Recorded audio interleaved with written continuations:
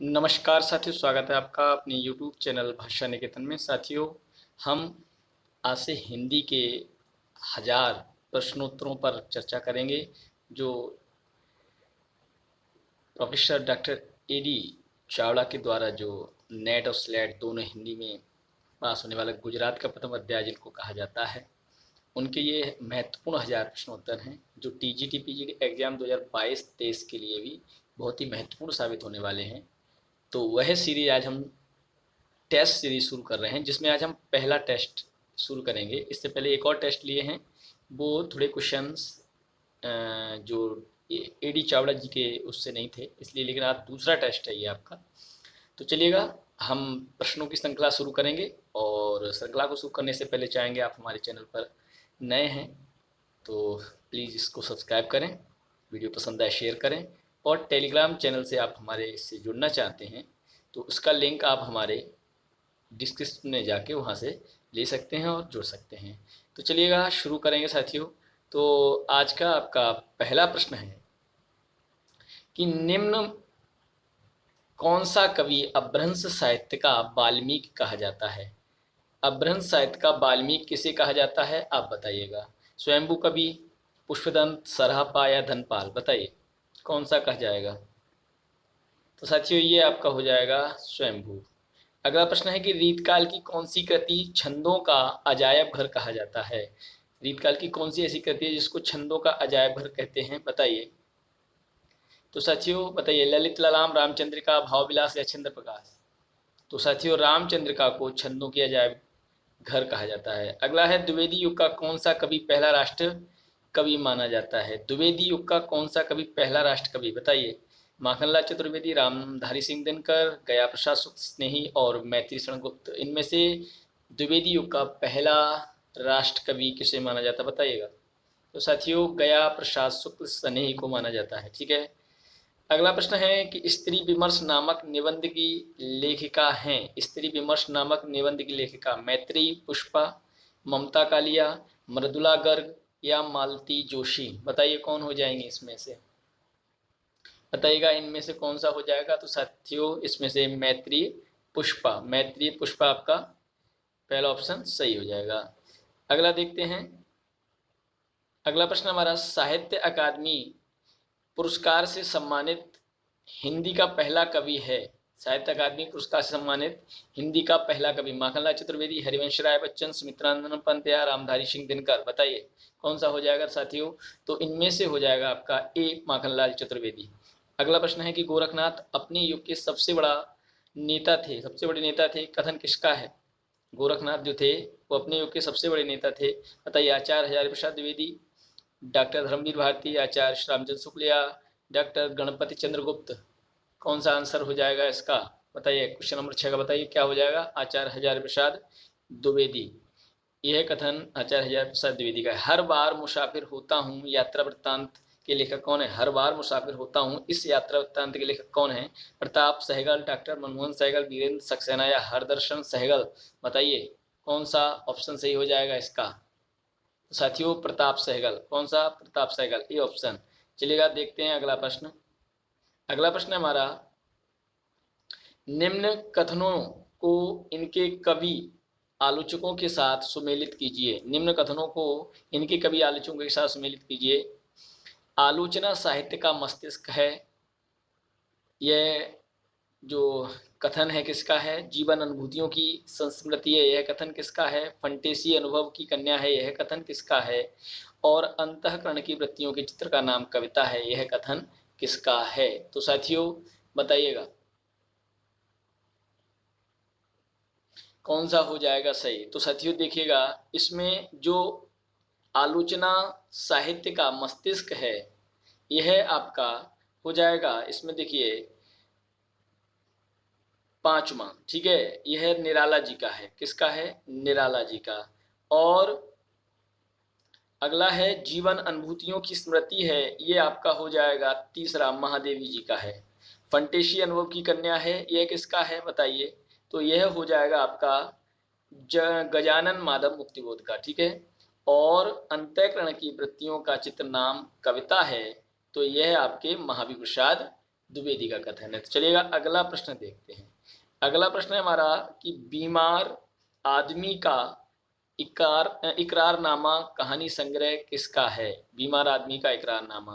तो आपका ऑप्शन है इसमें काशीनाथ सिंह, स्वदेश दीपक, नरेंद्र नागदेव या असगर बसाहत। किसका है यह कहानी संग्रह? बताइएगा इनमें से कौन सा हो जाएगा? तो नरेंद्र नागदेव का। अगला आपका प्रश्न है कि एक्वा एक्वा किज्जय मंत्रणा तत्र इणय धरणी लय केली करंत पंक्ति किस कवि की हैं? ये पंक्ति किस कवि की हैं बताइएगा। सरहपा, कन्हपा, पुष्पदंत या गोरखनाथ? बताइए किसकी हैं? तो साथियों ये आपकी हो जाएंगी कन्हपा। किसकी हैं? कन्हपा की हैं। अगला लेखक की छेड़छाड़, लेखक की छेड़छाड़ आलोचना पुस्तक के लेखक कौन है? लेखक की छेड़छाड़ काशीनाथ सिंह, अशोक वाजपेयी, विजय देव नारायण शाही या विष्णु खरे? बताइए किसकी हो जाएगी? लेखक की छेड़छाड़ आलोचना पुस्तक के लेखक कौन हो जाएंगे? तो साथियों काशीनाथ सिंह। अगला प्रश्न है शक्य वाणी बहुआ न भावई पाउआ रस को मरम न पावई पंक्ति किस कवि की हैं? बताइए किस कवि की पंक्ति हैं? स्वयंभू, सरहपा, पुष्पदंत या विद्यापति? किसकी हो जाएंगी? तो ये हो जाएंगी साथियों विद्यापति। अगला प्रश्न है मुड़ मुड़ कर देखता हूँ, मुड़ मुड़ कर देखता हूँ अद्भुत कृति किसकी है? राजेंद्र यादव, डॉक्टर नामवर सिंह, डॉक्टर नगीन सिंह या डॉक्टर रामविलास शर्मा? बताइए किसकी हो जाएगी ये? तो साथियों ये हो जाएगी राजेंद्र यादव। किसकी? राजेंद्र यादव। पंड्य सल सत्य वखाणई देहय रुद्र वसंत न जाणई पंक्ति किसकी है? बताइए पंक्ति ये किसकी है? सरहपा, कन्हपा, पुष्पदंत या गोरखनाथ? किसकी हो जाएगी? तो साथियों ये जो पंक्ति है वो हो जाएगी सरहपा, ये ऑप्शन। प्राकृत भाषा के पाणिनि किसे माना जाता है? रामतर्क, वागीश, विशेल, बररुचि या मार्कंडे? प्राकृत भाषा का पाणिनि किसे कहा जाता है? तो साथियों पिशेल को कहा जाता है। अगला प्रश्न है निम्न विदेशी पृष्ठभूमि पर आधारित हिंदी का पहला उपन्यास माना जाता है? निम्न विदेशी पृष्ठभूमि पर आधारित हिंदी का पहला उपन्यास दो देश और तीसरी उदासी, लाल पसीना, पहला गिरमिटिया या बेदिन? बताइए कौन सा हो जाएगा इसमें से? तो साथियों पृष्ठभूमि पर आधारित हिंदी का पहला उपन्यास बेदिन माना जाता है, बेदिन। अगला प्रश्न है वैष्णव पत्रिका के संपादक कौन हैं? वैष्णव पत्रिका के संपादक अंबिका दत्त व्यास, सुधाकर द्विवेदी, राधाचरण गोस्वामी या किशोरी लाल गोस्वामी? कौन हो जाएंगे बताइए? तो साथी इनमें से हो जाएगा अंबिका दत्त व्यास। अगला प्रश्न है हिंदी की पहली महिला पत्रिका मानी जाती हैं सुगृहिणी, माया, बालबोधिनी या गृहशोभा? किसे माना जाता है हिंदी की पहली महिला पत्रिका मानी जाती है? बताइए। तो साथियों ये हो जाएंगी आपकी बालबोधिनी। तो साथियों आप जिन जिन प्रश्नों के जवाब दे पा रहे हैं कमेंट सेक्शन में भी इनके जवाब देते चलिएगा। अगला प्रश्न है निम्नलिखित निबंधकार को भाषा का जादूगर कहा जाता है?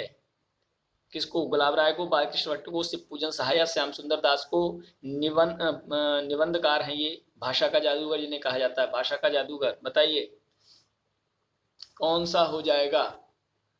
तो साथियों इनमें से हो जाएंगे शिव पूजन सहाय।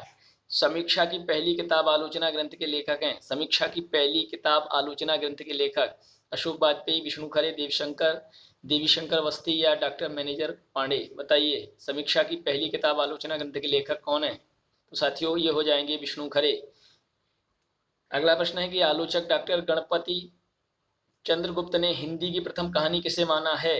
गणपति चंद्र के अनुसार हिंदी की प्रथम कहानी इंदुमती, 11 वर्ष का समय, रानी केतकी की कहानी या दुलाई वाली? बताइए कौन सा हो जाएगा? तो साथियों रानी केतकी की कहानी। आलोचक गणपति गुप्त के अनुसार हिंदी की प्रथम कहानी है। बाह छुड़ाए जात हो निवल जाने के मोह पंक्ति किस कवि की है? बाएं छुड़ाए जात हो निवल जाने के मोह किसकी है? नंददास, सूरदास, तुलसीदास या रैदास? किसकी हैं ये? तो साथियों ये हो जाएंगे आपके सूरदास। अगला प्रश्न देखते हैं निम्न युद्ध भूमि की पृष्ठभूमि पर आधारित हिंदी का उपन्यास, निम्न में से यहाँ पर जो उपन्यास है वो युद्ध भूमि की पृष्ठ पर आधारित उपन्यास कौन सा है?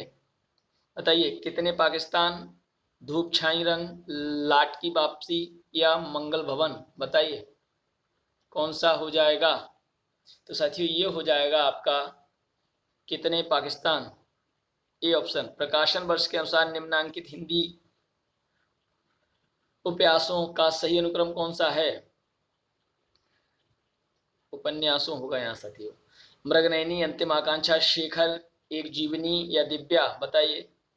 अंतिम आकांक्षा, दिव्या मृगनयनी, शेखर एक जीवनी, या दिव्या मृगनयनी, अंतिम आकांक्षा, शेखर एक जीवनी, या अंतिम आकांक्षा, शेखर एक जीवनी, दिव्या या मृगनयनी? इनमें से कौन सा ऑप्शन सही हो जाएगा? बताइए। तो साथियों इनमें से आपका जो सही ऑप्शन है वो हो जाएगा आपका अंतिम आकांक्षा, शेखर एक जीवनी, दिव्या और मृगनयनी। तो साथियों इनमें से आप इनकी सन याद कर लीजिए। अंतिम आकांक्षा आपका 1934 का है, शेखर एक जीवनी 1940 का है, दिव्या आपका 1945 का है और मृगनयनी आपका 1950 का है। तो यह सही क्रम हो जाएगा आपका डी। ठीक है। अगला प्रश्न है आपका, डॉक्टर रामकुमार वर्मा ने हिंदी का प्रथम कवि किसे माना है? बताइए इनमें से। स्वयंभू कवि, जिनविजय सूरी, पुष्पदंत कवि या सरहपा? किसे माना है डॉक्टर रामकुमार वर्मा ने? तो साथियों यह आपका सही ऑप्शन हो जाएगा, पुष्पदंत कवि। अगला प्रश्न है, निम्नलिखित दलित विमर्श उपन्यास नहीं है। दलित विमर्श उपन्यास, मोरी की ईंट, यथा प्रस्तावित, धरती, धन न अपना या काला जल? बताइए। तो साथियों काला जल। बाल सखा पत्रिका के प्रथम संपादक कौन है? बाल सखा पत्रिका के प्रथम संपादक रामचंद्र शुक्ल, जुगल किशोर शुक्ल, विनोद शंकर शुक्ल या देवीदत्त शुक्ल? कौन हो जाएंगे? तो साथियों पंडित देवीदत्त शुक्ल। निम्न हिंदी की प्रथम जासूसी पत्रिका है। उपन्यास, जासूस, गुप्त कथा या उपन्यास लहरी? हिंदी की प्रथम जासूसी पत्रिका कौन सी है? बताइए। तो साथियों ये हो जाएगी आपकी गुप्त कथा। सरस्वती पत्रिका के अंतिम संपादक कौन थे? निशीत कुमार राय, महावीर प्रसाद द्विवेदी, श्याम सुंदर दास या पद्मलाल पुन्नालाल बख्शी? कौन हो जाएंगे? तो साथियों हो जाएंगे निशीत कुमार राय। अगला है आपका प्रश्न कि कौन सी पत्रिका का संपादन राजा राममोहन राय ने नहीं किया है? बंगवासी, मिरातुल अखबार, संवाद कौमुदी या बंगदूत? किसका यहाँ पर संपादन नहीं किया है राजा राममोहन राय ने? बताइएगा। तो साथियों ये हो जाएगा बंगवासी। बंगवासी का इन्होंने संपादन नहीं किया। मिरातुल अखबार, संवाद कौमुदी और बंगदूत ये इन्हीं के द्वारा संपादित रचनाएं हैं। चलिए देखते हैं अगला प्रश्न। पहला उर्दू समाचार पत्र किसे माना जाता है? जाए ए जहान नामा, सैयद उल अखबार हिंदुस्तानी, शान हिंदू या अनीस हिंद? बताइए किसे माना जाता है? तो साथियों ये हो जाएगा आपका जाए जहान नामा उर्दू समाचार पत्र, पहला उर्दू समाचार पत्र। अगला, डॉक्टर हजारी प्रसाद द्विवेदी ने हिंदी प्रेमाख्यान परंपरा की पहली कृति किसे माना है? हजारी प्रसाद द्विवेदी के अनुसार हिंदी प्रेमाख्यान परंपरा की पहली कृति हंसवाली, सत्यवती कथा, चंदायन या पद्मावत? हजारी प्रसाद द्विवेदी के अनुसार हिंदी प्रेमाख्यान परंपरा की पहली कृति बताइएगा इनमें से कौन सा हो जाएगा? तो साथियों इनमें से हो जाएगा सत्यवती कथा, बी ऑप्शन। कौन सा?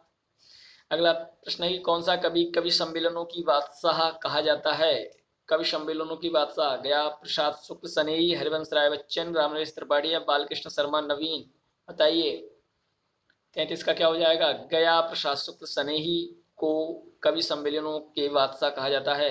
हिंदी का निबंध सम्राट किसे माना जाता है? हिंदी का निबंध सम्राट आचार्य रामचंद्र शुक्ल, आचार्य नंदलाल वाजपेयी, आचार्य हजारी प्रसाद द्विवेदी, आचार्य महावीर प्रसाद द्विवेदी? निबंध सम्राट किसे माना जाता है?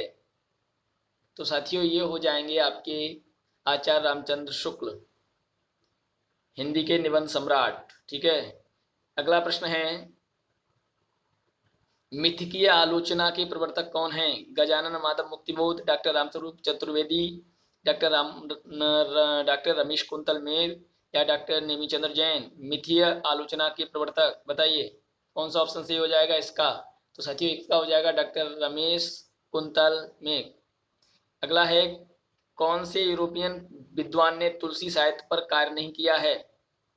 Doctor H Wilson, F Growse, doctor George Grierson या मैक्स मूलर? बताइए किसने नहीं किया है काम?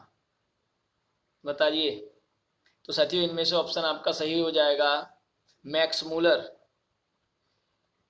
निम्न कवि बैरवे छंद के जन्मदाता माने जाते हैं। कौन से बैरवे या बरवे छंद होगा यहाँ, बरवे छंद के जन्मदाता माने जाते हैं? तुलसीदास, रहीम, मतीराम, बिहारी, बताइएगा।